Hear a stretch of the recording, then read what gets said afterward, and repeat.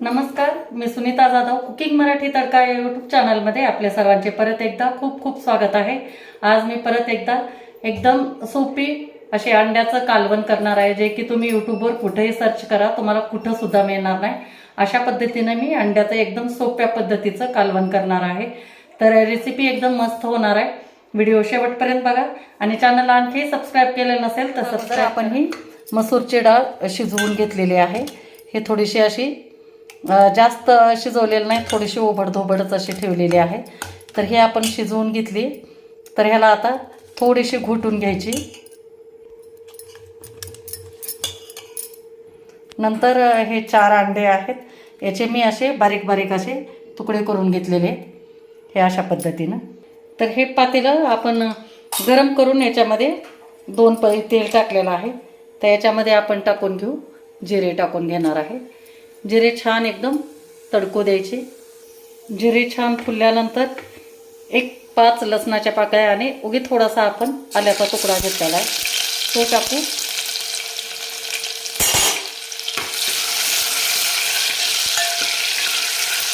आणि काही सेकंद फक्त आपल्याला याला परतून घ्यायचे। यानंतर लगेच आपल्याला याच्यामध्ये टाकायचा आहे हा कांदा टाकायचा आहे। उगी छोटासा कांदा आहे तो टाकायचा आहे आपल्याला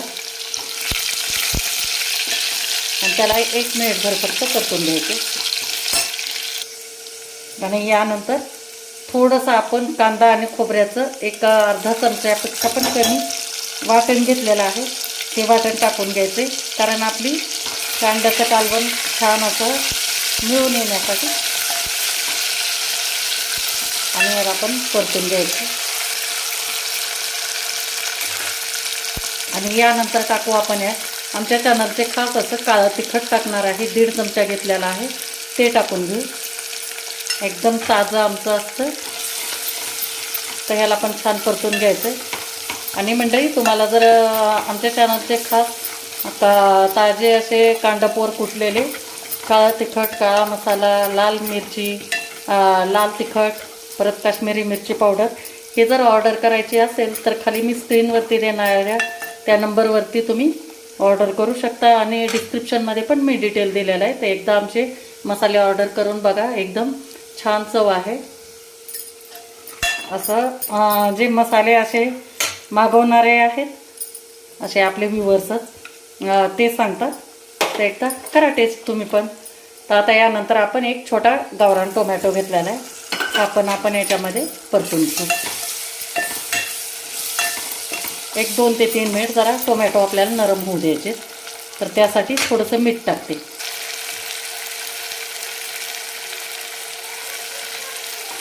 मीठ टाकलं म्हणजे टोमॅटो लगेच नरम होतात, त्यामुळे कधी टोमॅटो टाकले की थोडंसं मीठ टाकायचं।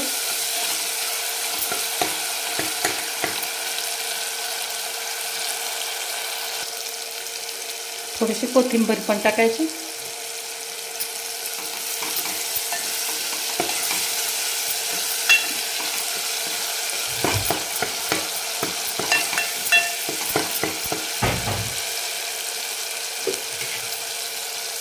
टोमॅटो मऊ झाल्यानंतर हे जे आपण डाळ घोटून घेतली होती ना ती टाकू। याच्यामध्ये मी 1 ग्लास भरून गरम पाणी टाकलेलं आहे, ते आपण टाकून घ्यायचं।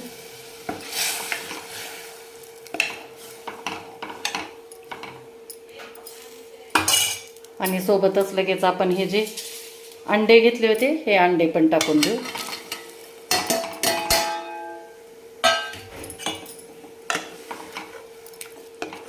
थोडंसं मी आणखी थोडंसं पातळ करणार आहे, थोडं पाणी सोडते। ते परत आणखी अर्धा ग्लास पाणी टाकलं होतं। तर आता ह्याला छान अशी दणकून उकळी येऊ द्यायची आपल्याला। पण त्याच्या अगोदर मी थोडंसं चाखून बघितले, मीठ कमी आहे, थोडंसं मीठ टाकू आपण।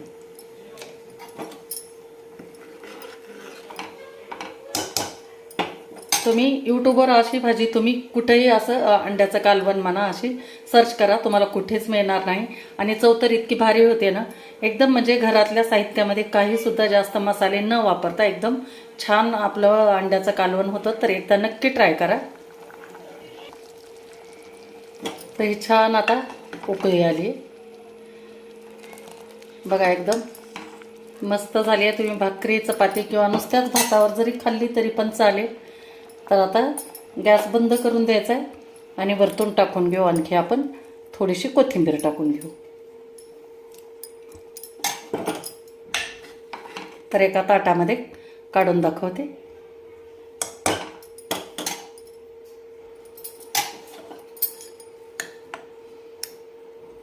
बघा कलर किती सुंदर आला आहे. आणि तुमच्यासमोर बघितलं आहे मी मसाले काय वापरलेत ते. फक्त आमच्या चॅनलचं काळं तिखट टाकलेलं आहे, बाकी काहीसुद्धा टाकलेलं नाही.